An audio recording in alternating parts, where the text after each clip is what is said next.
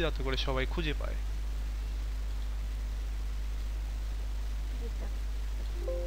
আচ্ছা ঠিক আছে, তাহলে এবার মাইক্রোফোন অফ রাখো।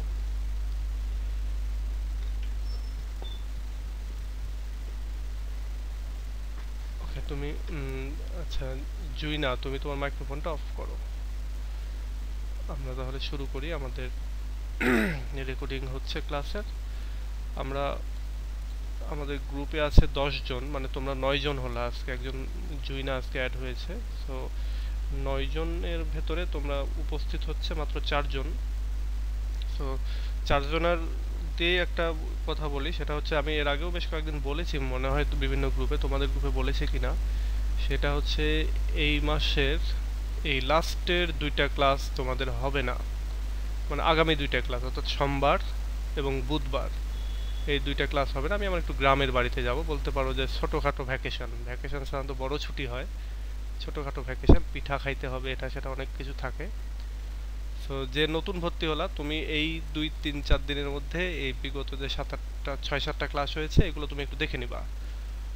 আর বাকি যারা আছো তাদেরকে তো আবার আমরা হচ্ছে এই কি বার থেকে 25 তারিখে আবার ক্লাস হবে, নেক্সট ক্লাস 25 তারিখ থেকে। তবে যেই 2-3টা ক্লাস এই যে হচ্ছে না, এটা আমরা শুক্রবারে ক্লাস করে এগুলো হচ্ছে ইয়ে করে ফেলবো, ফিল আপ করে ফেলবো। তো এটা নিয়ে টেনশন করার কিছু নেই, 2টা ক্লাস তোমাদের মিস যাচ্ছে। তোমরা তো যে কয়জন আছো লাইভে তারা তো জানছোই, বাকিরা ভিডিও দেখে জেনে নিও। আচ্ছা জুয়েনা, আচ্ছা নামটা একটু মানে প্রথমবার আমি শুনলাম এরকম নাম, যার জন্য প্রোনাউন্সিয়েশন করতে সমস্যা হচ্ছে। যাই হোক, ওকে। আমরা এর আগে এই কয়েকদিনে আমরা 3টা মনে হয় কবিতা পড়েছি এবং 2টা মনে হয় ইয়ে করেছি, কি বলে, আমরা ক্রিটিক্যাল অ্যাপ্রিসিয়েশন পড়েছি। মানে কবিতাগুলো এবং কবিতাগুলো থেকে ক্রিটিক্যাল অ্যাপ্রিসিয়েশনে কোন কোন জিনিস পড়তে হয়, কিভাবে পড়তে হয়, সেগুলো আমরা একটু করে দেখেছি। আজকে আমরা সম্পূর্ণ নতুন একটা ক্লাস করব, সেটা হচ্ছে এটা তোমাদেরও, তোমরাও এই ডিপার্টমেন্টে ভর্তি হয়ে শুরুতেই দেখবা তোমাদের ক্লাসগুলোতে টিচাররা যে বিষয় নিয়ে ক্লাস নিয়েছেন শুরুতেই, সেটা হচ্ছে ফিগারস অফ স্পিচ। তো ফিগারস অফ স্পিচ আমি শুরুতেই শুরু করিনি, কারণ হচ্ছে আমি যখন স্টুডেন্ট ছিলাম 2005-6 সালের দিকে, ফার্স্ট ইয়ারের আর কি, তখন আমি দেখেছি যে স্যার টিচাররা। আপনি স্যার আপনি কোন কলেজে পড়ছেন? আমি রাজশাহী কলেজে পড়েছি। আচ্ছা, সো আমার ওই সময়টাতে আমাদের বা আমার পার্টিকুলারলি যে প্রবলেমটা হয়েছিল, যে আমাকে বলা হচ্ছে যে ফিগারস অফ স্পিচের ক্ষেত্রে সিমিলি একটা ফিগার, সেই ফিগারটা সিমিলিটা হচ্ছে এটা। সিমিলির এক্সাম্পল যখন আমাকে টিচার দিচ্ছে তখন আমি বুঝতে পারছি না, কারণ ওই কবিতাটা আমার জানা নাই। বা হচ্ছে মেটাফোরের যখন এক্সাম্পল দিচ্ছে তখন আমার ওই কবিতা জানা নাই, আমি তখন এটা বুঝতে পারছি না কিভাবে ওখানে মেটাফোর আছে। যদিও বুঝাই দিচ্ছে কিন্তু আমি বুঝতেছি না, কারণ ওই যে আমার কবিতাটা একটুকু জানা নাই। সো আমি এই জন্য তোমাদেরকে যেটা করলাম যে আগে 3টা কবিতা পড়াই দিলাম, যাতে করে তোমাদের এটা ধরতে সুবিধা হয়। তো আজকে আমি তোমাদেরকে এই ফিগার অফ স্পিচগুলো পড়াবো। আর আরেকটা জিনিস, ফিগার অফ স্পিচগুলো কোথায় লাগে কাজে, সেটা ওই যে আমরা ক্রিটিক্যাল অ্যাপ্রিসিয়েশনে দেখলাম। আর একটা জিনিস হচ্ছে ফিগার অফ স্পিচের ক্ষেত্রে তোমাদের কোশ্চেনে 3টা পার্ট থাকে। 3টা পার্টের পার্ট এ তে তো 1 মার্কের কোশ্চেন থাকে, পার্ট বি তে থাকে 4 মার্কের কোশ্চেন। ওইখানে অনেক সময় দেখা যাচ্ছে যে ইয়ে দিয়ে দিতে পারে, ফিগার অফ স্পিচ সম্পর্কে দিয়ে দিতে পারে। সো এই জন্য এই ফিগার অফ স্পিচগুলো পড়া লাগে। আর আরেকটা জিনিস, ফিগার অফ স্পিচগুলো পড়া এটা হচ্ছে বেসিক একটা নিড। ইংলিশ লিটারেচারে যারা পড়বে তারা ফিগারস অফ স্পিচগুলো সম্পর্কে জানবে। এবং এই জানাটা অনেক অনেক মানে তোমরা সামনে যত ইয়ার আছে সব ইয়ারেই যখন যাবা তখন দেখবা যে এই জিনিসটা খুব লাগছে আর কি। বিভিন্ন কোশ্চেন পড়তে গিয়ে লিখতে গিয়ে আমাদেরকে এটা লিখতে হচ্ছে অনেক অনেক জায়গাতেই। সো এই জন্য এই ফিগার অফ স্পিচগুলো আমাদের জানা থাকতে হবে। অনেক অনেক সময় এরকমটা তোমার ফিল আসতে পারে যে আচ্ছা ফিগার অফ স্পিচ তো ইয়েতে আসে না, তাহলে ফিগার অফ স্পিচ আমরা কেন জানবো। ব্যাপারটা এরকম যে আমরা ইংরেজি ভাষা পড়তে গেলে বা লিখতে বা বলতে গেলে আমাদেরকে গ্রামার থাকা লাগে। গ্রামার যেমন what is tense, what is voice, এগুলো কিন্তু আসে না। বাট এগুলো জানা লাগে কেন? কারণ হচ্ছে এগুলো জানলেই তবে আমরা ওইগুলো বুঝবো, রাইটিং কিভাবে করতে হবে বা স্পোকেন কিভাবে করতে হবে এগুলো আমরা পারবো। ঠিক তেমনই লিটারেচারের ক্ষেত্রে এসে এই ফিগারস অফ স্পিচগুলো বলতে পারো গ্রামার। সাহিত্যের গ্রামার, তারপরে যেমন এই রেটোরিক, এখন আজকে যেগুলো পড়বো এগুলো হচ্ছে রেটোরিক। এরপরে এইটা শেষ করার পরে আমরা পড়বো হচ্ছে প্রোসোডি। প্রোসোডি এবং এই রেটোরিক এগুলো হচ্ছে গ্রামার। আরও বেশ কিছু এই টাইপের, যেমন স্ক্যানশন আছে। স্ক্যানশন তোমাদেরকে ভিডিও দিয়েছিলাম। স্ক্যানশনটা হচ্ছে এরই একটা অংশ, এই রেটোরিক এবং প্রোসোডির অংশ মেইনলি। সো ওইটাও আমাদেরকে জানা থাকতে হবে। ওইটা ডিরেক্ট কখনোই পরীক্ষাতে আসবে না, বাট ওটা জানা থাকতে হবে। আবার অনেক সময় পরীক্ষাতে আসবেও, হয়তো দেখা যাচ্ছে যে এমন এক জায়গায় দুইটা একটা দিয়ে দিল যে তখন আমাদেরকে ওটা লিখতে হবে। তো ওইটা লিখতে গেলে অনেক হচ্ছে নিয়ম কানুন পড়তে হয়। তো আচ্ছা, ও সরি, আমি তোমাদেরকে মনে হয় দুইটা ভিডিও দিয়েছি, এটা দেখেছো কে কে? স্যার আমি দেখেছিলাম। স্যার আমিও দেখেছি। আচ্ছা, দেখে বুঝতে পেরেছো কিছু? হ্যাঁ স্যার বুঝতে পারছি, কিন্তু কিছুটা। কবিতা কবিতা করার সময় আর পারি না, যেমন গুডমুড়োটা করতে পারি নাই দেখা। আচ্ছা আচ্ছা, এগুলো আমরা শিখবো। আমরা আমরা যখন প্র্যাকটিস করব তখন এগুলো শিখবো। এই রেটোরিক প্রসিডির পরেই আমরা শিখবো। যেমন এই যে রেটোরিক পড়ার পরে আমি আবার কয়েকটা কবিতা বা হচ্ছে প্রোজে চলে যাব, কয়েকটা প্রোজ পড়াবো। কারণ এগুলো একবারে একটানা শিখলে তোমার মধ্যে ইয়ে চলে আসবে, বোর ফিল করবা, তখন আর এটা বুঝতে পারবা না। এর জন্য আগে রেটোরিক শেষ করব, তারপরে কয়েকটা কবিতা বা কয়েকটা প্রোজ পড়ে এসে আবার আমরা প্রসোডি পড়বো। যখন প্রসোডি পড়বো তারপর তার ভেতরেই আমরা স্ক্যানশনটা পড়বো। আর এই রেটোরিক স্যার প্রসোডি, গুডমুড়োর ক্যানশনটা একটু বুঝিয়ে দিবেন? ওই যে বললাম যে এগুলো এত নিয়ম কারণ যে আমার নিজেরও মনে নেই। আমিও যখন এই ভিডিও মানে তোমাদেরকে বোঝাবো তার আগে ওই দুইটা ভিডিও আমাকেও দেখে নিতে হবে। তো এটা যখন আমি পড়াবো তোমাদেরকে তখন আমি ওটা দেখে নিয়ে তারপর তোমাদেরকে পড়াবো, কারণ এই নিয়ম কানুনগুলো মনে থাকে না। আর এগুলো হচ্ছে ফার্স্ট ইয়ারে শুধু একটা সময়ই মানে একটু লাগে, একবারে যে ব্যাপক হারে লাগে বা সবসময় মনে রাখার জন্য মতো এরকমটা না। যেমন রেটোরিকগুলো সবসময় লাগে, সবসময় মনে থাকে, বাট স্ক্যানশনের ওইটুকুর জন্য তোমরা তো তোমাদেরকে আমি দুইটা ভিডিও দিয়েছি, বাট এই দুইটা ভিডিওর যত নিয়ম কানুন আছে এটার জন্য আলাদা আমরা প্রায় 150 টাকার একটা বই কিনেছিলাম। রেটোর এই ইয়ে কি বলে স্ক্যানশনের উপরে আলাদা বই আছে। এটা বাজারে তোমরা লাইব্রেরিতে খুঁজলে তোমরাও পাবা, কিন্তু এই বইটা কিনতে যাওয়ার দরকার নেই। ওই বইটার ভেতরে যা কিছু আছে সেগুলোই আমি সুন্দর করে লিখে ওই দুইটা ভিডিও করে দিয়েছি। সো এটা ইয়ে করার দরকার নেই। ওকে,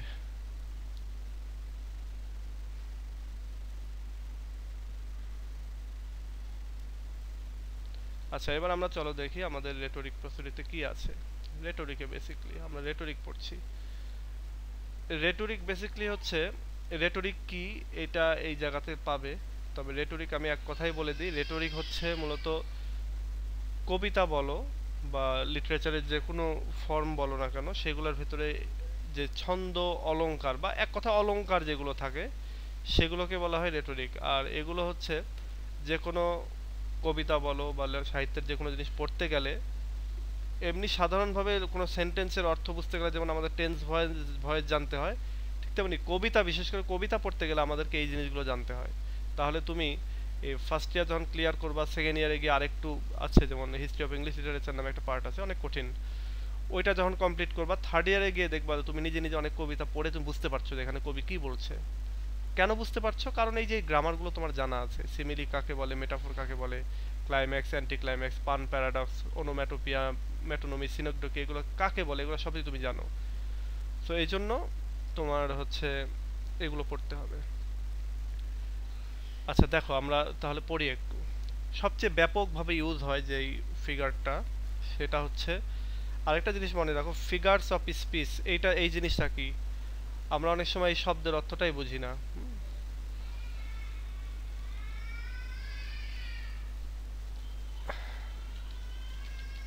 ফিগারস অফ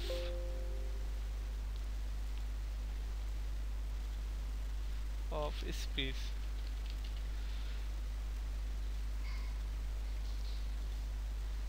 দেখো ফিগারস, স্পিচ মানে কি? স্পিচ মানে কথা বা বাক্য বা সেন্টেন্স, এটাকে বলা হচ্ছে স্পিচ বা বক্তব্য।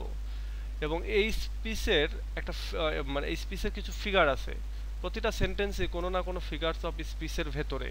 তবে যেগুলো সবচেয়ে বেশি মানে মাত্রায় লিটারেচারের ভিতরে ইফেক্ট ফেলে সেগুলোই আমরা আসলে পড়ে থাকি।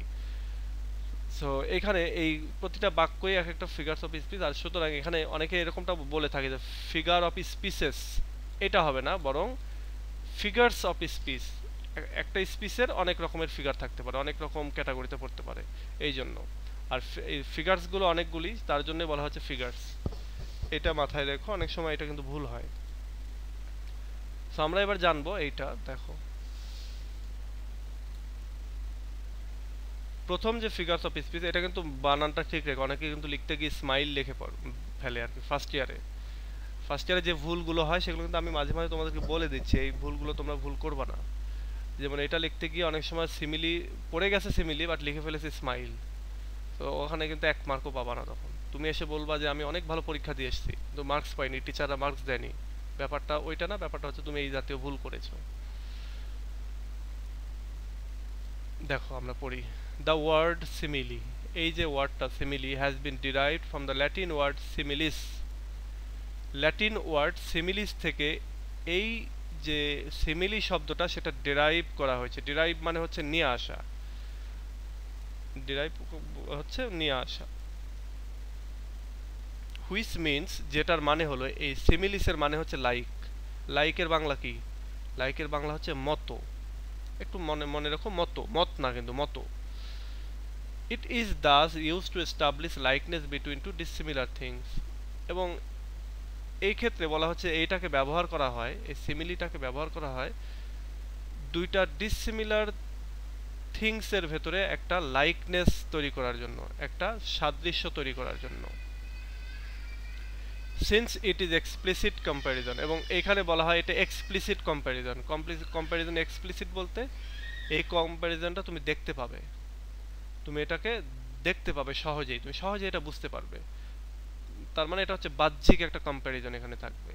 এবং এই বাহ্যিক কম্প্যারিজন করতে গিয়ে যে সেন্টেন্সগুলো লেখা হয় সেগুলোর ভিতরে লাইক অথবা অ্যাজ এই দুটো শব্দ ব্যবহার করা হয়। অবশ্যই যেটা সিমিলি সেটার ভিতরে লাইক এবং অ্যাজ থাকবে, এটা মাথায় রাখবে একবারে, মানে একবারে মাথার ভেতর ঢুকায় নাও। অবশ্যই যেই সেন্টেন্সটা সিমিলি হবে সেটার ভেতরে অবশ্যই লাইক এবং অ্যাজ থাকবেই। যদি লাইক এবং অ্যাজ না থাকে তার মানে ওটা মেটাফোর। আমরা মেটাফোরে কি এটা জানবো। ফর ইনস্ট্যান্স, উদাহরণস্বরূপ, there is a simile in the first 2 lines of the Wordsworth's I wander lonely as a cloud. আমরা এই কবিতাটা পড়েছি না? এই কবিতাটা যখন পড়েছি, আমি কেন পড়িয়েছি, কারণ হচ্ছে আমরা এটা এখান থেকে বুঝবো সেজন্য। দেখো উদাহরণস্বরূপ বলা হচ্ছে সিমিলি রয়েছে প্রথম 2টা line, I wander lonely as a cloud, এই কবিতার প্রথম 2টা লাইনে এই সিমিলিটা রয়েছে। দেখো এখানে বলছে কবি যে আই মানে কবি ব্যক্তি, কবি তার নিজের কথা বলেছে, তিনি একজন ব্যক্তি, এজন্য বলা হচ্ছে আই। আই ওয়ান্ডার্ড, আমি ঘুরছিলাম, অ্যামলেসলি ঘুরছিলাম, মানে আমার কোনো উদ্দেশ্য ছিল না। লোনলি, একাকী ঘুরছিলাম, অ্যাজ এ ক্লাউড, এই অ্যাজ মানে মতো, এখানে লাইক এ ক্লাউডও হতে পারতো। হ্যাঁ, I wander lonely like a cloud এটাও হতে পারতো, বাট এখানে অ্যাজ ইউজ করেছেন। তাহলে কম্পেয়ার করছে কিসের সাথে? দেখো এখানে আই, কবিতার নিজেকে অর্থাৎ একটা মানুষকে বা একটা ব্যক্তিকে কম্পেয়ার করছে কার সাথে? এই ক্লাউডের সাথে। তাহলে ক্লাউড এক জিনিস, আই বা ব্যক্তি আরেক জিনিস, তার দুই ডিফারেন্ট জিনিস। এই যে এখানে বলাই হচ্ছে যে different between two dissimilar thing, অর্থাৎ সিমিলারিটি নাই, এরকম দুইটা ডিসিমিলার থিং এর ভেতরে একটা লাইকনেস এস্টাবলিশ করার চেষ্টা করা হচ্ছে, মানে একটা সাদৃশ্য দেখানোর চেষ্টা করা হচ্ছে। দেখুন আই একজন ব্যক্তি, ক্লাউড হচ্ছে প্রকৃতির একটা ম্যাটেরিয়াল, এই দুই জিনিস, এবং এই দুটার ভেতরে একটা সাদৃশ্য করা হচ্ছে এবং যেটাকে প্রকাশ করা হচ্ছে অ্যাজ শব্দ দ্বারা। তাহলে আমরা এখানকার কম্প্যারিজনটা দেখতে পাচ্ছি, এখানে অ্যাজ ইউজ করা হচ্ছে। তার মানে হচ্ছে এটা হচ্ছে সিমিলি। এখন দুইটা ডিসিমিলার আমরা বলছি ক্লাউড এবং আই, কিন্তু এর ভেতরে সাদৃশ্যটা কোথায়? সাদৃশ্যটা হচ্ছে আকাশে মেঘ যেগুলো রয়েছে এগুলো যখন ভেসে বেড়ায়, এগুলো অ্যামলেসলি ভেসে বেড়ায় না, কখনো এদিক সেদিক যাচ্ছে, বাতাস যেদিকে তাদেরকে নিয়ে যাচ্ছে সেদিকে চলে যাচ্ছে। ঠিক কবি তার নিজেকে এই কথাটা বলছেন যে আমি মেঘের মতো ঘুরে বেড়াচ্ছি, যার কোনো উদ্দেশ্য নাই, মানে কোনো কাজ কারবার নেই, একদিকে বেরিয়ে পড়েছেন, ভাল লাগছে না, এরকম একটা অবস্থায়। তোমরা যারা কবিতাটা পড়েছো তারা জানো যে কবি কেন এখানে বলছিলেন যে আমি মেঘের মতো ঘুরে বেড়াচ্ছি। সো এখানে মূলত এই দুইটার ভেতরে একটা কম্প্যারিজন রয়েছে এবং এই কম্প্যারিজনটাকে বলা হচ্ছে সিমিলি। আচ্ছা, এখন আমাকে বলো তো এটা বুঝতে পেরেছো কিনা? জি স্যার। আচ্ছা, জি স্যার, বুঝতে পারছি। হ্যাঁ, বুঝতে না পারলে বলতে হবে কিন্তু, কারণ এগুলো না বুঝে সামনে আগানো যাবে না। এইগুলো ফার্স্ট ইয়ারে একবারই পাবে, যেটা তোমার মাস্টার্স পর্যন্ত কাজে লাগবে। তো এগুলোকে এখনই বুঝে নিতে হবে। ওকে, এবার আমরা স্যার দ্বিতীয় লাইনে তো অ্যাজ অথবা লাইক নাই। এইটা মানে এই আই দ্বারাই এইগুলোকেও আর আসলে বোঝাচ্ছে। এখানে অ্যাজ যদিও লিখেছে 2 লাইনে, কিন্তু এখানে 1 লাইন দিয়ে আর কি ক্লিয়ার। এই পুরো সেন্টেন্সটা কিন্তু একটা সেন্টেন্স। দেখো এই যে এখানে এসে কমা, তো এখানে 2 লাইন বললেও মূলত একটা একটা একটা জায়গাতে ইউজ করা আছে।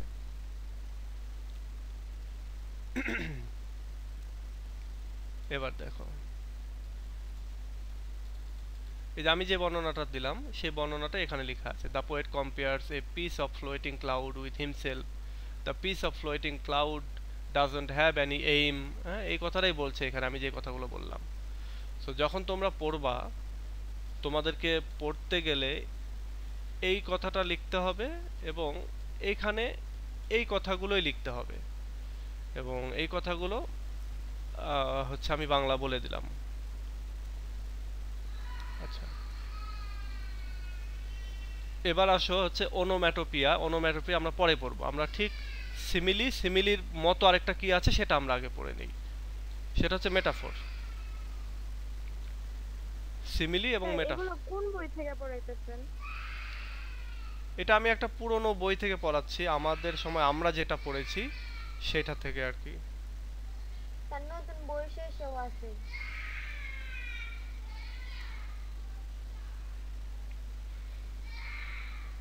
আচ্ছা, তোমরা হয়তো ব্যাকগ্রাউন্ডে শব্দ শুনতে পাচ্ছ, এটা ওই আমার একটা টোডলার আছে আর কি, ছোট বাচ্চা, 13-14 বছর বয়স, 13-14 মাস বয়স। এই হাঁটাচলা করে, বিভিন্ন সময় পড়ে টরে যায়, কান্নাকাটি করে। তোমরা এটা, আমি সব ব্যাচেই বলে থাকি এই কথাটা, যে তোমরা এটাকে একটু পজিটিভলি নিও। ওকে, দেখো এই বই থেকে, এগুলো বই থেকে তোমাদের মিলবে না। আমি যেটা বলবো যে এগুলো তোমরা খাতায় লিখে নিতে পারো, যখন এগুলো এখান থেকে পড়বা, পড়ে খাতায় লিখে নিবা এবং পরবর্তীতে খাতা দেখে দেখে তোমরা পড়বা, যেটাকে বলা হচ্ছে হ্যান্ড নোট। হ্যান্ড নোট করার চেষ্টা করবা সব সময়ের জন্য।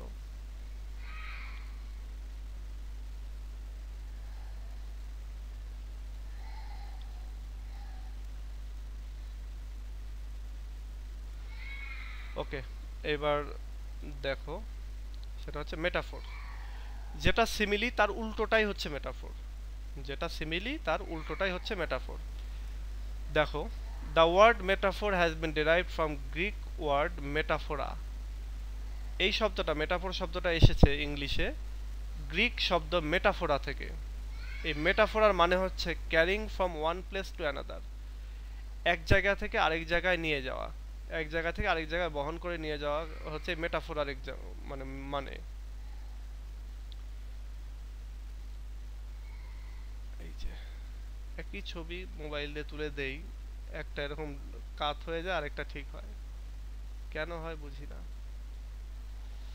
আচ্ছা, এবার দেখো, a metaphor therefore carries a meaning from one to another through a comparison। বলা হচ্ছে যে এখানে মেটাফোর মিনিং বহন, মানে মিনিং বহন করে নিয়ে যায় একটা জায়গা থেকে আরেকটা জায়গায়, বা একটা ওয়ার্ড থেকে আরেকটা ওয়ার্ডে, থ্রু এ কম্প্যারিজন, একটা তুলনা করার মাধ্যমে। বাট দ্য কম্প্যারিজনস অল, আচ্ছা, in all metaphorical cases remains implicit. ওই যে ওখানে আমরা দেখছিলাম না যে যদি সিমিলি হয় তাহলে সেখানে এক্সপ্লিসিট থাকবে, মানে ওপেন থাকবে, কম্প্যারিজনটা ওপেন, আমরা দেখতে পাবো লাইক এবং অ্যাস থাকবে। বাট মেটাফোরের ভেতরে এটা থাকবে ইমপ্লিসিট। এখানে আসলে যে তুলনা করছে এটা দেখা যাবে না, লাইক এবং অ্যাস থাকবে না, এটাকে বুঝে নিতে হবে। For this reason it is usually defined as an implicit comparison between two different things. এবং এই কারণে এটাকে অনেক সময় বলা হয়, এই মেটাফোরকে অনেক সময় ডিফাইন করা হয়, সংজ্ঞায়িত করা হয় একটা ইমপ্লিসিট কম্প্যারিজন হিসেবে। দুইটা ডিফারেন্ট বস্তুর ভেতরে একটা ইমপ্লিসিট কম্প্যারিজন, অন্তর্নিহিত একটা কম্প্যারিজন। ফর এক্সাম্পল, এখানে দেখো, in sonnet 18, in Shakespeare's sonnet 18, when the speaker says but thy eternal summer shall not fade, কিন্তু তোমার ইটার্নাল সামার কখনোই নষ্ট হবে না। An implied comparison is made between eternal summer and thy. দেখো এখানে বলছে যে এখানে এই দাই এবং ইটার্নাল সামার এর ভেতরে একটা ইমপ্লাইড বা অন্তর্নিহিত বা ভেতরে ভেতরে একটা কম্প্যারিজন করা হয়েছে ইটার্নাল সামার এবং দাই এর ভেতরে। দাই স্পিকারস ফ্রেন্ড, এই দাইটাকে স্পিকারের বন্ধু।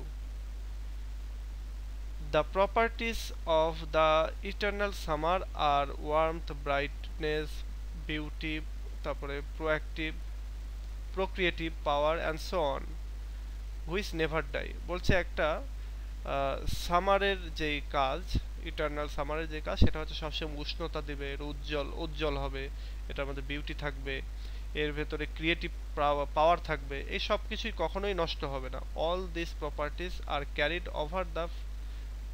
carried over to the friend of this comparison। এবং বলছে এই সমস্ত বৈশিষ্ট্য ক্যারি করে নিয়ে যাবে তার বন্ধুর ভেতরেও, মানে তার বন্ধুর সৌন্দর্যটাও এরকম, সৌন্দর্যের ভেতরে এগুলো আছে, তো তার বন্ধুর সৌন্দর্যটাও কখনো নষ্ট হবে না। আচ্ছা, আরেকটা এক্সাম্পল দিই, দুইটা এক্সাম্পল দেওয়ার পরে আমি আবার বুঝিয়ে দিচ্ছি। দেখো আরেকটা এক্সাম্পল গুড মোড়ো থেকে।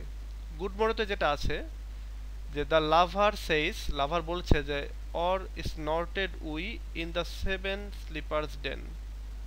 বলছে সেভেন স্লিপার্স ডেনের মতো আমরা কি নাক ডাকিয়ে ঘুমাচ্ছিলাম না। তাহলে এখানে উই মানে লাভার দুইজনকে তুলনা করছে কাদের সাথে, সেভেন স্লিপার্স ডেনের সাথে, কিন্তু এখানে তো লাইক বায়াস দিয়ে কিন্তু বলছে না। তো এখানেও এটা হচ্ছে একটা কম্প্যারিজন, মানে মেটাফরিক্যাল কম্প্যারিজন। এবার আমি তোমাদেরকে দুটো সহজ ভাষা দিয়ে বুঝিয়ে দিই। কিন্তু এটা তো কনসেপ্ট দেওয়া আছে বইয়ে। আচ্ছা আচ্ছা, এটা আমি বলবো যেটা কনসিট সেটাই সিমিলি, সেটাই হচ্ছে মেটাফর। এর পরেরটাই আমি কনসিট বোঝাবো। এর পরেরটা আমি কনসিট বোঝাবো। আচ্ছা, তাহলে তোমাদের কনসিটটা বুঝিয়ে এসে তারপরে আমি তিনটার এক্সাম্পল একসঙ্গে দেই। আচ্ছা দেখি কনসিট, এই যে কনসিটটা, মেটাফর, কনসিট এবং সিমিলি একই জিনিস। সিমিলির ক্ষেত্রে পার্থক্য হচ্ছে ওখানে অ্যাজ বা লাইক থাকবে, যার জন্য ওটা ডিরেক্ট। আর মেটাফর এবং কনসিট একই জিনিস, কিন্তু একটু পার্থক্য আছে, সেটাই আমরা জানবো এবার। দেখো আমরা সিমিলি পড়লাম, মেটাফর পড়লাম, এবার কনসিটে আসি। বলছে conceit is basically A simile or a metaphor. বুঝতে পেরেছো, এক কথায় কিন্তু এখানে বলেই দিচ্ছে। কনসিট হলো বেসিক্যালি একটা সিমিলি অথবা একটা মেটাফর। স্যামুয়েল জনসন এই কনসিটের একটা সংজ্ঞা দিয়েছেন। স্যামুয়েল জনসনকে তোমরা পাবা হচ্ছে থার্ড ইয়ারে উঠলে। তিনি বলেছেন তার একটা রাইটিং এর ভেতরে, মেটাফিজিক্যাল পোয়েটস নামে তার একটা রাইটিং আছে, সেই রাইটিংয়ে তিনি বলেছেন যে এই কনসিট হলো, আচ্ছা 10 মিনিট পর কেটে যাবে, তোমরা আবার জয়েন করবা। কনসিট হলো a combination of two dissimilar things. Conceit হলো দুইটা পরিপূর্ণ, মানে একেবারে আলাদা দুইটা জিনিসের একটা combination. Or discovery of occult resemblance, অথবা আমরা ডিসকভারি করি, আমরা খুঁজে পাই বা আবিষ্কার করি একটা অদ্ভুত ধরনের একটা রিজেম্বলেন্স, আমরা এখানে পাই একটা সাদৃশ্য পাই। ইন থিংস অ্যাপারেন্টলি আনলাইক, যে থিংসগুলোর ভেতরে আসলে বা অ্যাপারেন্টলি সেখানে কোনো লাইকনেস থাকে না বা সিমিলারিটি থাকে না, সেখানেও আমরা সিমিলারিটি পাই।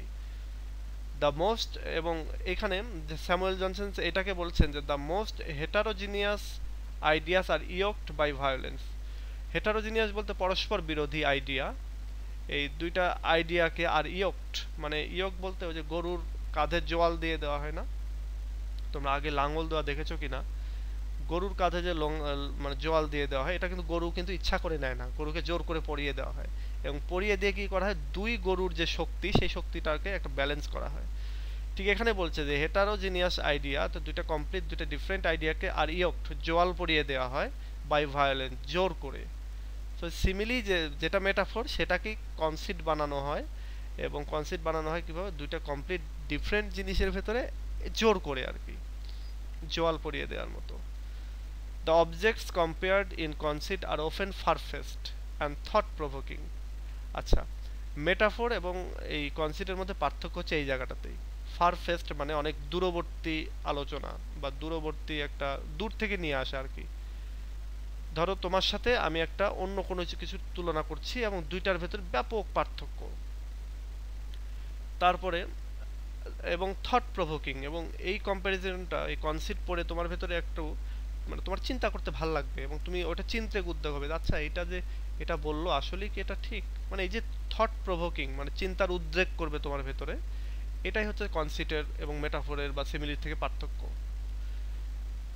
এটার এক্সাম্পল দিচ্ছে এখানে, দেখো যে ডানের যে কবিতার ভেতরে এই যে এখানে একই example, the unawareness of the lovers has been compared to the innocence of the sucking baby. Sucking বেবির সাথে তুলনা করা হচ্ছে, এবার সেভেন স্লিপার্স ডেনের সাথে তুলনা করা হচ্ছে। আমি এইটাই তোমাদেরকে এখন আমি এক্সাম্পল দিয়ে বোঝাবো।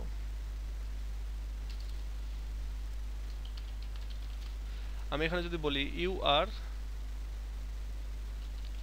লাইক এ কি বলবো Shakespeare, you are a Shakespeare,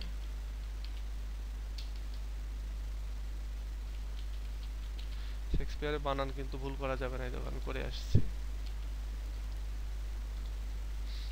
আরেকটা বললাম যে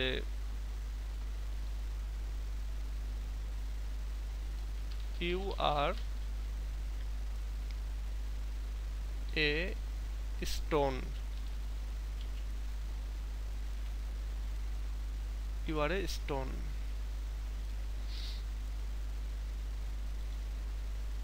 একটু খেয়াল করতে হবে এখন।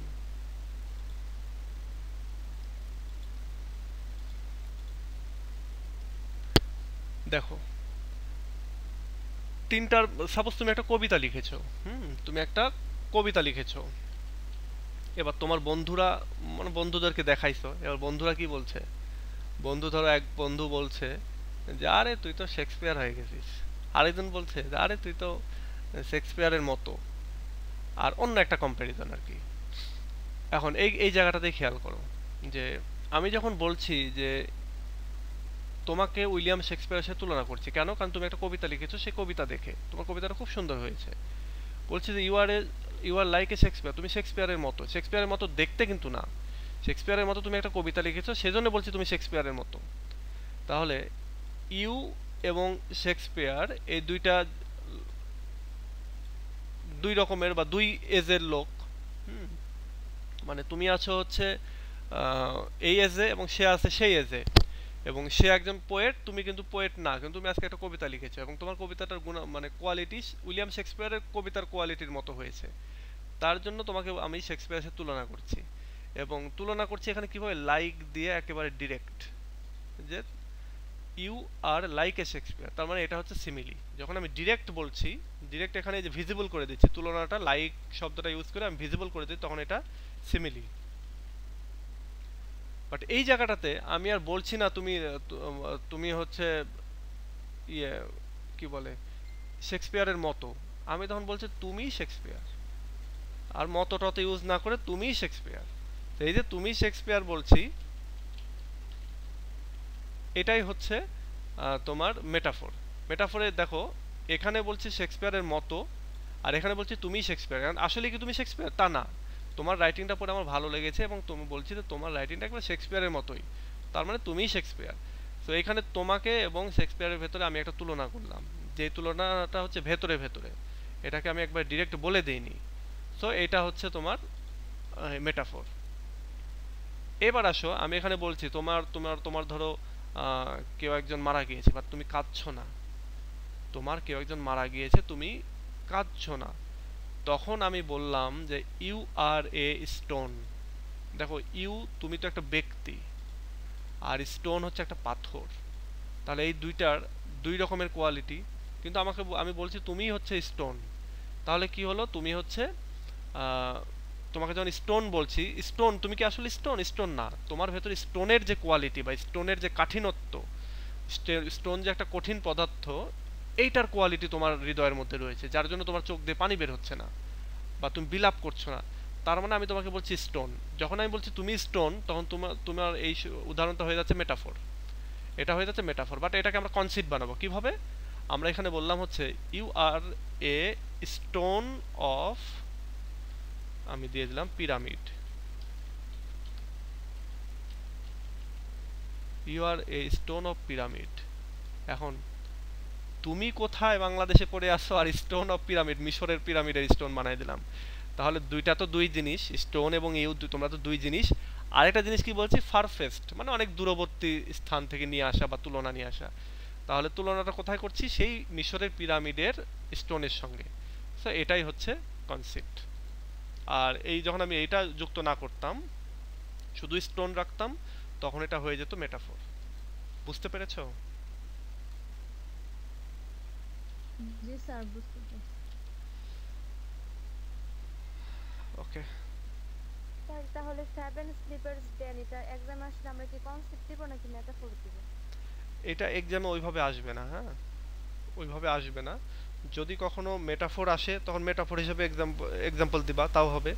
যদি কনসিট লিখতে বলে কনসিট হিসেবেও দিবা, তাতেও হবে। কিন্তু কনসিট এবং মেটাফোর দুটো একসঙ্গে, মেটাফোর এবং কনসিট দুটো একসঙ্গে লিখতে বলবে না। যখন একসাথে লিখতে বলবে তখন প্রবলেম। তখন কোনটা লিখবো না লিখবো, কোনটাতে কোনটা এক্সাম্পল দিব, তখন ওইটাতে ওই এক্সাম্পল দিলা না, এইটা। আর অবশ্যই এটা এইভাবে আসবে না, যে ডিরেক্ট দুইটাই দিয়ে দিল, তা আসবে না।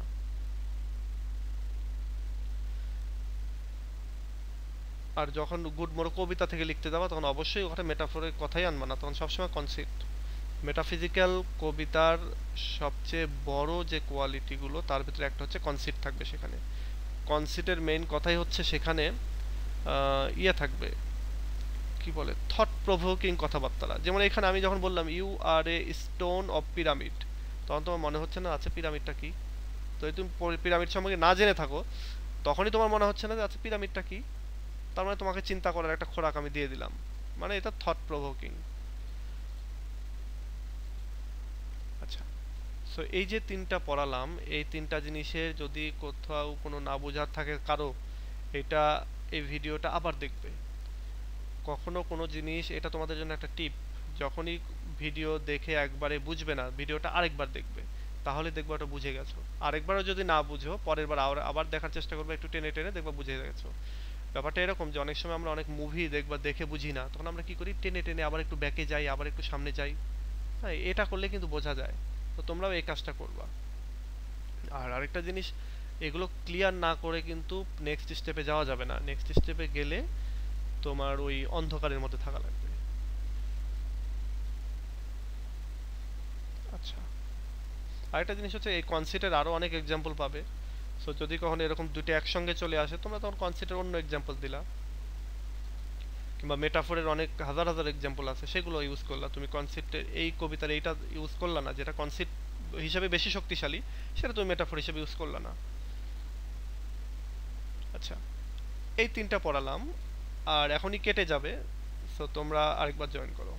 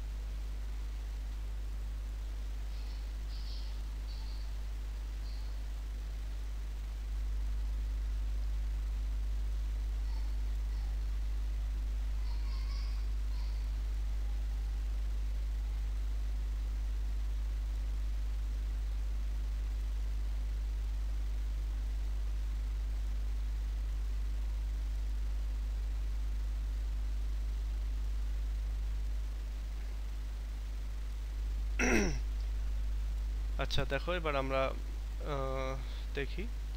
সো এখানে আমরা এই তিনটা পড়লাম, আমরা আরো দুইটা পড়ার চেষ্টা করি, যেগুলো এরকম সিমিলার, মানে কাছাকাছি ধরনের, সেগুলো আমরা আগে পড়বো, তারপরে অন্যগুলো পড়বো। সো এবার আমরা আরেকটা, চলো সিমিলি পড়লাম, মেটাফোর পড়লাম, এবার আমরা ইমেজ এবং ইমেজেরি পড়ি। ইমেজ এবং ইমেজেরি, ইমেজ এবং ইমেজেরির যেই ইয়েটা দেখো, the word image has been derived from the Latin word imago which means likeness. Image হচ্ছে, ইমেজ শব্দটা এসেছে ল্যাটিন ওয়ার্ড ইমাগো থেকে, যেটার মানে হচ্ছে লাইকনেস, মানে সাদৃশ্য বা মতো। An image is therefore likeness of something. একটা ইমেজ হচ্ছে কোনো একটা কিছুর মতো বা কোনো একটা কিছুর মতো দেখতে। যেমন ধরো তোমার একটা ইমেজ যদি ক্যামেরা দিয়ে তোলা হয় এবং তোলার পরে তোমাকে যদি দেখানো হয় একটা, ধরো ছেলে মানুষের ছবি, মানে আমি ছেলে মানুষ না, তোমাকে ধরো একটা গাছের ছবি দেখানো হলো, তখন তুমি কি ওই গাছ তো দেখতে তোমার মতো না, তখন কি তুমি ওখানে বলবা যে এটা আমার ছবি? অবশ্যই না। বা এটা তোমার ইমেজও না, কারণ তোমার চেহারা তার চেহারা তো মিল নাই। তাহলে ইভেন তোমার ছবির এবং পরবর্তী তোমার ছবি যে প্রিন্ট করে হয়তো চুলটা একটু ছেটে বা একটু বড় করে দেওয়া হলো, তখনও তুমি বলবো যে না এটা আমার ছবি না। তার মানে ইমেজ হতে হবে তখনই, ইমেজ তখনই হতে হবে যখন এর মানে যেটা তোমাকে দেখানো হবে সেটার সাথে যাতে মিল থাকে, এরকম। সো এখানে তোমরা এই লিটারেচার পড়তে গেলে তোমরা এমনিতে সারা জীবন ছবি বলতে পিকচার, ফটো, এগুলো দেখে এসেছো, বাট লিটারেচারে সব জায়গায় পাবা ইমেজ। ইমেজ মানেই ছবি। সো এখানে দেখো যে ইমেজ হতে হলে কোনো একটা জিনিস তুমি যার ছবি তুলবা তার সাথে মিল থাকতে হবে চেহারার। সো এখানে দেখো, in other words it's basically a picture of a particular thing. এই যে বলছে picture of particular thing. In literature pictures are drawn with words. লিটারেচারে সাধারণত পিকচারগুলোকে এই ওয়ার্ড দ্বারা মানে বোঝানো হয়, ওয়ার্ড দ্বারা বোঝানো হয়, বা সেন্টেন্স বা বাক্য দ্বারা বা ছবি ক্রিয়েট করা হয়। সো অ্যান ইমেজ অ্যাজ, মানে এখানে একজন বলেছে, স্পার্জিয়ন নামে তিনি ডিফাইন করেছেন picture word, picture in words, অর্থাৎ ওয়ার্ডের ভিতরেই পিকচার রয়েছে। তোমাদেরকে আরেকটা কবিতা যদি আমি পড়াইতে পারতাম বেশি ভালো হতো, সেটা হচ্ছে যে টু অটাম নামে একটা কবিতা জন কিটসের। ওইখানে আমি দেখাতে পারতাম যে ছবিগুলো, তারপর আমি তোমাদেরকে একটু দেখিয়ে দেব। আচ্ছা, ইমেজের এক্সাম্পলটা আমি একটু পরে দেই। এই যে ইমেজ, এই ইমেজটার একটু এক্সাম্পল আমি পরে দেই। আমরা একটু ঘুরে আসি, ঘুরে বলতে ইমেজ, এরপরে আরেকটা টার্ম আছে ইমেজেরি, ওই টার্মটা আমরা দেখে আসি। এগুলো মিলিয়ে মিলিয়ে পড়বে যখন, তখন এটা তোমাদের জন্য ইজি হবে।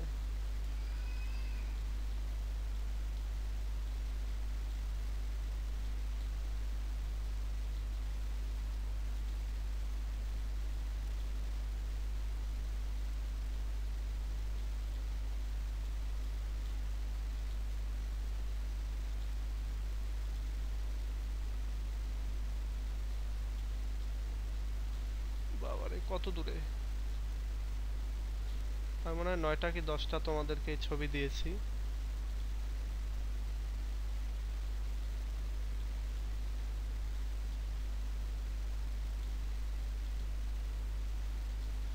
সবগুলোই আগে সোজা করে নেই।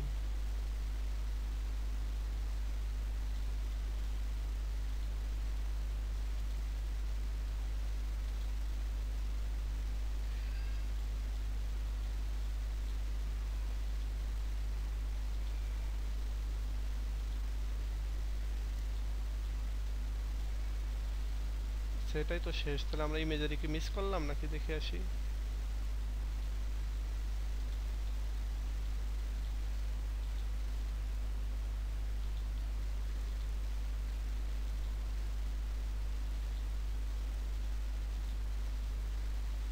আচ্ছা, এই যে ইমেজারি, এটা ইমেজের নিচেই তো আছে, এই যে ইমেজ, এর পরে ইমেজারি, আমরা এটা মিস করেছি। ওকে, দেখো ইমেজারি হচ্ছে, imagery is the total picture produced by the images. Imagery হচ্ছে একটা টোটাল পিকচার যেটা হচ্ছে অনেকগুলো ইমেজ দিয়ে তৈরি হয়ে থাকে। It is a collective form of images. এটা মূলত অনেকগুলো ইমেজের একটা কালেকটিভ ফর্ম। এটুকুই থাক, আমি এরপরে আবার বলছি তোমাদেরকে, আগে এক্সাম্পল দিয়ে তারপর বুঝিয়ে দেবো। দেখো, সেটা হচ্ছে তোমরা যখন একটা গ্রামের দৃশ্য আঁকাও, আমরা যদি একটা গ্রামের দৃশ্য আঁকাই, ধরো এইখানে যদি আমি একটা গ্রামের দৃশ্যের কথা বলি,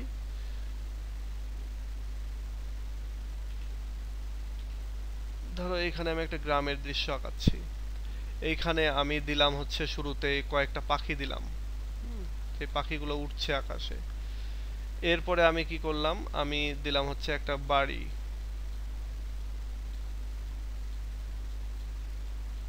একটা বাড়ি।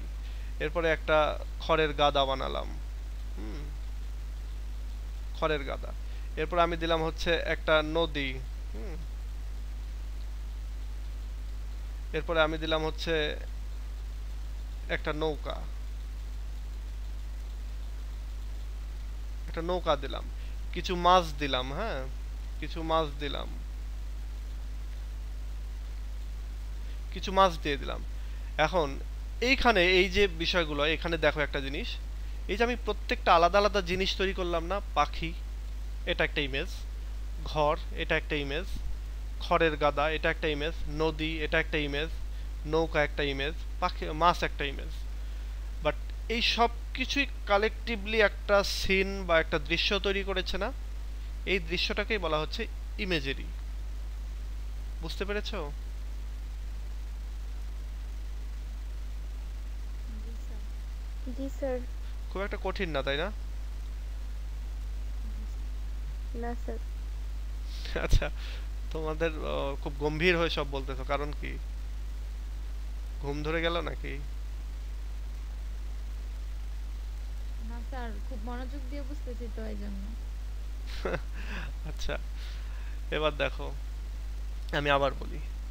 একটা টেবিল, তোমার যে টেবিল, সেই টেবিলের উপরে তুমি যদি ফাঁকা টেবিলের ছবি তুলো, তাহলে এটা শুধুমাত্র একটা ছবি পাবে, একটা একটা জিনিসের ছবি পাবে, সেটা হচ্ছে শুধুমাত্র টেবিল। এবার টেবিলের উপরে ধরো তুমি রাখলা তোমার একটা কম্পিউটার রাখলা, কিছু বই রাখলা, মোবাইল রাখলা। এবার কি হলো, সব কিছু মিলে তৈরি হলো একটা ইমেজেরি। পার্টিকুলার একটা মোবাইলের যখন ছবি তুলছো তখন এটা একটা ইমেজ, একটা কম্পিউটারের ছবি তুলছো একটা ছবি, একটা বইয়ের ছবি তুলছো একটা ছবি, বাট এই সবগুলো এক জায়গায় রেখে যখন একটা ছবি তুলছো তখন হচ্ছে ইমেজেরি। এখন যে কথা হলো সেটা হচ্ছে আমরা ইমেজেরি এবং ইমেজের মধ্যে পার্থক্যটা একটু বুঝলাম। এবার আমরা একটু এখান থেকে দেখে আসি। দেখো, টুয়াটাম কবিতা যদি আমরা পড়তাম তাহলে আমরা টুয়াটাম কবিতার ভেতরে পেতাম সেটা হচ্ছে যে আহ, আচ্ছা, আমরা যেহেতু গুড মোড়ো পড়েছি, আমরা গুড মোড়ো থেকে বলি তোমাদেরকে। আচ্ছা, সনেট 18 থেকে বলি, সরি। সনেট 18 আমরা পড়েছি না আমাদের ওখানে, আমরা সনেট 18 এর ভেতরে আমরা পড়েছি হচ্ছে সামারের কথা আমরা পড়েছি।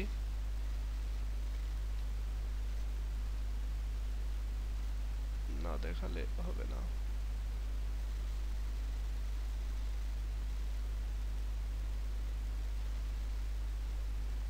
সনেট 18 যে কোথায় আছে,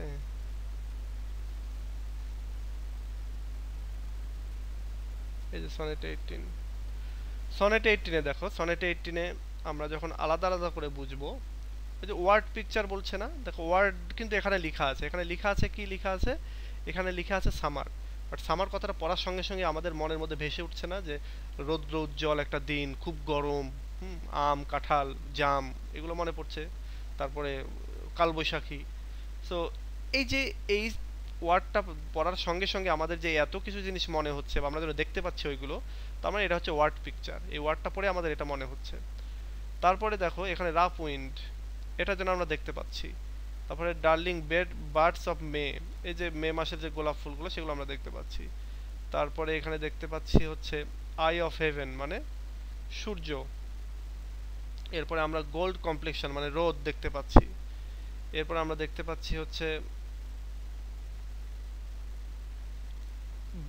ডেথ। ডেথও এখানে একটা ইমেজ আর কি, আমরা যেন মৃত্যুকে দেখতে পাচ্ছি। যখন ডেথ পড়ি আমরা দেখতে যেন বুঝতে পারি যে কিছু লাশ পড়ে আছে, এরকম কিছু একটা। তারপরে এখানে আমরা পড়ছি আই মানে চোখ, আমরা যেন দেখতে পাচ্ছি। সো এইখানে এই কবিতার ভেতরে এগুলো হচ্ছে পার্টিকুলার এক একটা আলাদা আলাদা এলিমেন্ট, কম্পোনেন্ট, বাট এই সব কিছু মিলেই একটা ইমেজারি ক্রিয়েট করেছে। ঠিক এই সিমিলারলি আমরা যখন ইয়েতে যাচ্ছি, গুড মোড়োতে যাচ্ছি, গুড মোড়োতে গেলে তোমরা এই জিনিসগুলোই পাবা। গুড মোড়োতে গেলে আমরা ছবি পাচ্ছি কিসের? গুড মোড়োতে এখান থেকে দেখো, সরি এটা হচ্ছে I wander lonely as the cloud. আচ্ছা এখানেও পাচ্ছি। এখানে কি কি পাচ্ছি? এখানে আমরা ক্লাউডের ছবি পাচ্ছি, এই ব্যক্তিটার ছবি পাচ্ছি, তারপরে পাচ্ছি হচ্ছে ভেলস মানে উপত্যকা, হিল মানে পাহাড়, এখানে ক্রাউড মানে অনেক লোকজনের ভিড় দেখতে পাচ্ছি, গোল্ডেন ড্যাফোডিল পাচ্ছি, ট্রি পাচ্ছি, মৃদুমন্দ বাতাস পাচ্ছি, তারপরে লেকের ছবি পাচ্ছি, তারপর আরো কি কি আছে, এই যে বে একটা হচ্ছে উপসাগর বা একটা লেকের ছবি পাচ্ছি এক কথায়। এখানে এই বে বলতে এটাকে বোঝানো হয়েছে। তাহলে দেখো এখানে পার্টিকুলার আলাদা আলাদা আমরা একটা ইমেজ পেলাম, এবং ইমেজগুলো কালেকটিভলি কি করছে, একটা ছবি ক্রিয়েট করছে বা ইমেজারি ক্রিয়েট করছে। সো একটা সিঙ্গেল মানে যখন ইমেজগুলো আলাদা আলাদা একটা সিঙ্গেল ইমেজ, বাট যখন সবগুলোকে এক জায়গায় বসিয়ে দেওয়া হচ্ছে তখন এটা একটা ইমেজারি তৈরি করছে। ঠিক যেমন তোমরা যখন পায়েস রান্না করো, আমি পায়েস খেতে ভালোবাসি তাই তোমাদেরকে পায়েস সম্পর্কে বলছি। তোমরা যখন পায়েস রান্না করো, চিনি আলাদা, চিনি মানে ওটা আলাদা একটা কম্পোনেন্ট, পানি আলাদা কম্পোনেন্ট, দুধ আলাদা কম্পোনেন্ট, চাল, লবণ এগুলো আলাদা, মশলাগুলো। বাট যখন সব কিছু একসঙ্গে দিয়ে রান্না করছো তখন এটা কি হয়ে যাচ্ছে, পায়েস। ঠিক ব্যাপারটা এরকম, এখানে হচ্ছে ইমেজগুলো হচ্ছে আলাদা কম্পোনেন্ট, বাট যখন তোমরা এটাকে এক জায়গায় করছো তখন এটা ইমেজেরি বা পায়েস হয়ে যাচ্ছে।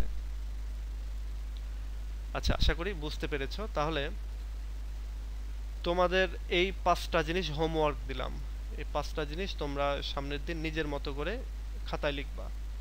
খাতায় লিখে এর ভেতরেই, অর্থাৎ এই যে তোমাদের যে ছুটিটা থাকছে এই ছুটির ভেতরেই তোমরা ইয়ে করে দেবা, কি বলে, গ্রুপে পোস্ট করবা। খাতায় লিখবা, লিখে মানে অবশ্যই একটু পড়বা, অবশ্যই না পড়ে তো আর লিখবা না, পড়ে নিজের মতো করে লিখে তুমি কি বুঝলা সেটা ইংলিশে লিখবা তোমার মতো করে, বইয়ের মতো করে একবারে মিলতে হবে ওরকম না, তুমি যা বুঝলা সেটা ইংলিশে লিখবা। ফ্রি হ্যান্ডে, আমি যেটা বলি ফ্রি হ্যান্ডে তুমি লিখবা, লিখার পরে কি হবে, ওই ছবি খাতাটার একটা ছবি তুলবা, ছবি তুলে এই গ্রুপে পোস্ট করবা। অন্য যত ব্যাচ তোমরা দেখছো যে আমাদের আরো যে ব্যাচগুলো আছে সবাই এই কাজটাই করে, এবং এইভাবে তখন আমি খাতাগুলো দেখে দিই। সো এই ক্ষেত্রে তোমাদের ক্ষেত্রেও তাই, ইভেন আমরা যখন বড় কোশ্চেনগুলো পড়বো, শর্ট কোশ্চেন যখন পড়বো তখন ওই সিস্টেমেই পড়বো আর কি। আর তোমাদের নেক্সট ক্লাস আবার শনিবারে হবে ইনশাল্লাহ। আচ্ছা এখন তোমাদের কিছু বলার থাকলে বলো, বা নতুন জুইয়েনা খাতুন তোমার কিছু বলার থাকলে বলতে পারো। আহ, স্যার আমার কাছে তো এখনো বই আমি কালেক্ট করি নাই। এখন আমি কিভাবে মানে অবশ্যই এর মধ্যে দ্রুত কালেক্ট করবো, আর কি কি বই কালেক্ট করবো মানে এটা একটু যদি বলতেন। আচ্ছা ফ্রেন্ডস বুক কর্নারের বইগুলো কিনে নিবা। তোমরা ওখানে গেলে তুমি আপাতত introduction to poetry, introduction to pros এগুলো তুমি কালেক্ট করবা, আর তারপরে ডে বাই ডে এগুলো কিনবা। আপাতত এই দুইটাই কিনে নাও। আর আরেকটা জিনিস হচ্ছে যে তুমি এই ক্লাসগুলো করতে বই লাগবে না, কারণ আমি যা কিছু পড়িয়েছি সব এখানেই রয়েছে, সব ছবি দিয়ে দিয়ে আমি বুঝিয়ে দিয়েছি।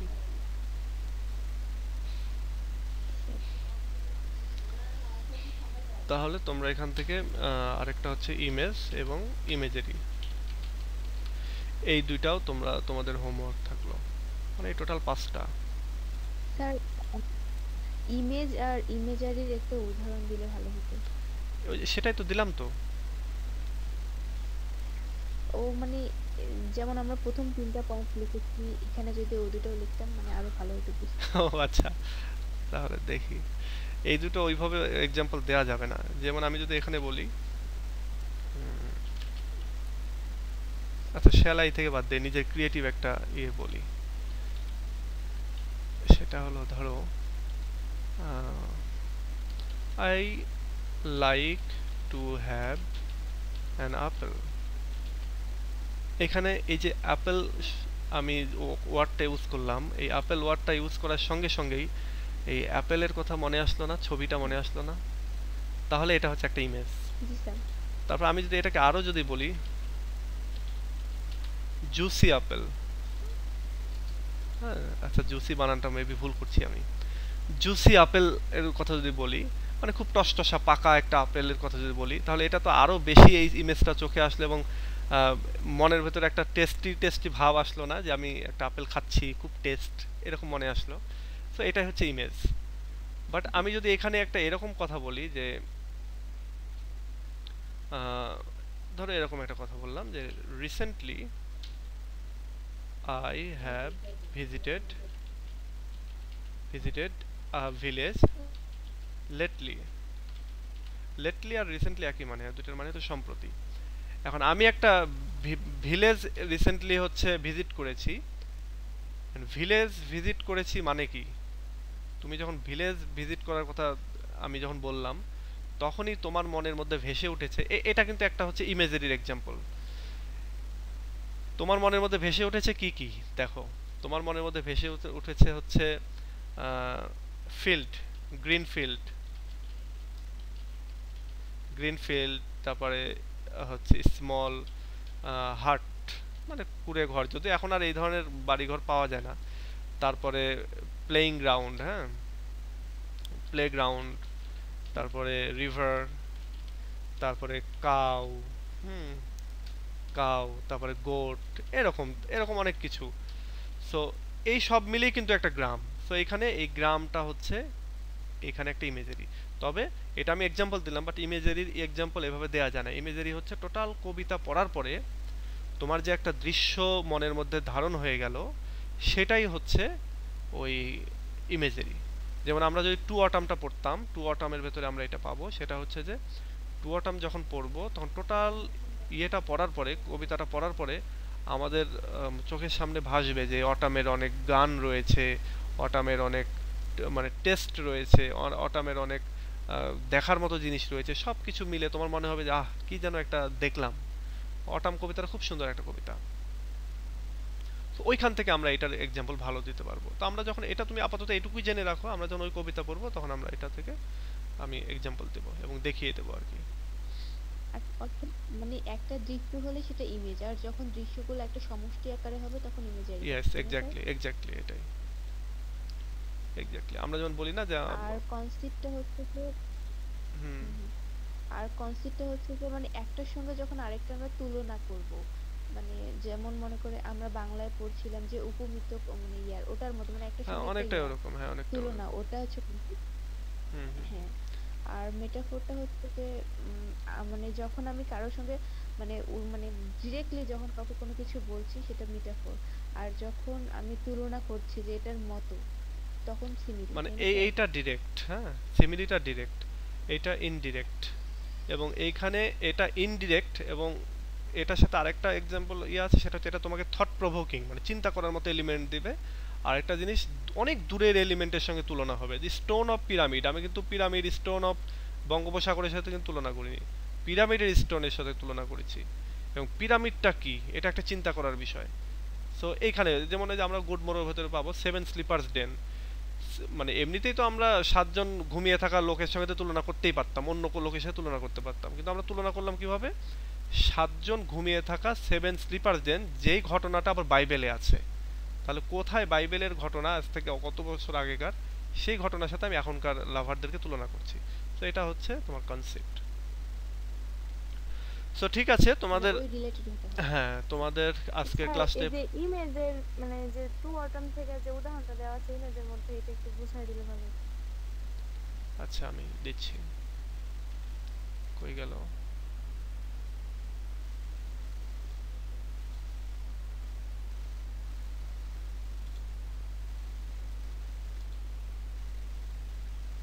আচ্ছা ইমেজের এটা,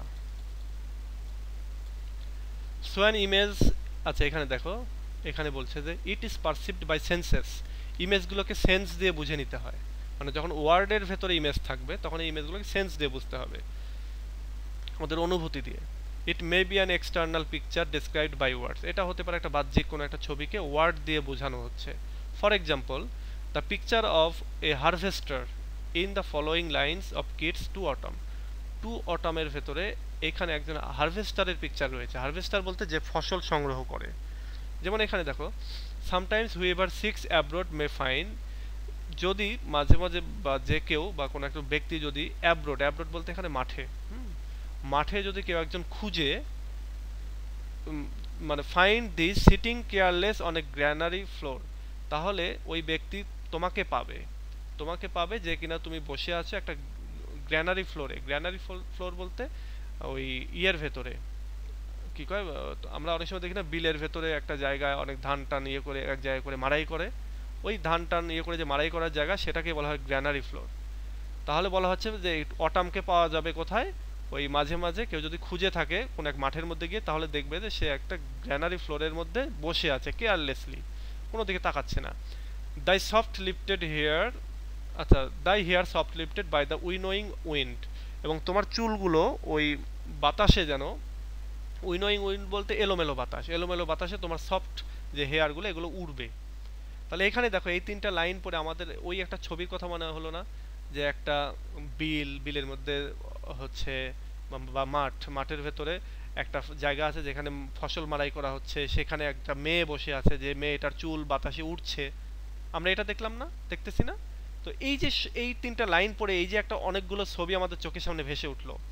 পার্টিকুলার এখানে গ্র্যানারি ফ্লোর হচ্ছে একটা ইমেজ, এখানে দাই হেয়ার হচ্ছে একটা ইমেজ, এখানে উইন্ড এটা হচ্ছে একটা ইমেজ, বাট এই সবগুলো মিলে কিন্তু আবার একটা ইমেজারি। ইমেজারি কি ইমেজারি হচ্ছে একটা হচ্ছে গ্র্যানারি ফ্লোর বা একটা মাঠ যেখানে ছবি, যেখানে ফসল সংগ্রহ করা হচ্ছে। এটা ভালো বুঝতে পারবা যদি আমরা টু অটাম পড়তাম, তাহলে আমরা টু অটাম পড়বো, সমস্যা তাহলে নেই। এটা তো ইমেজের উদাহরণ হইতো, এখানে তো ইমেজের মধ্যে এটা দেওয়া। এই যে ইমেজ এর ভেতরেই আছে, এই যে গ্র্যানারি ফ্লোর ফাইন, ওই যে বললাম না যে হচ্ছে ইমেজ হচ্ছে সামগ্রিক। তোমরা এই ভিডিওটা আরেকবার দেখবা, হ্যাঁ আজকে এখানে রেখে দিচ্ছি, তোমরা এই ভিডিওটা আরেকবার দেখবা, না বুঝলে আমরা নেক্সট দিনে আবার বুঝিয়ে দেবো। এটা এগুলো বুঝেই আমরা সামনে আগাবো, না বুঝে আগাবো না। আর সেরকম হলে আমি টু অটাম কবিতাটা আগে পড়িয়ে দেবো এইটাকে বোঝানোর জন্যই।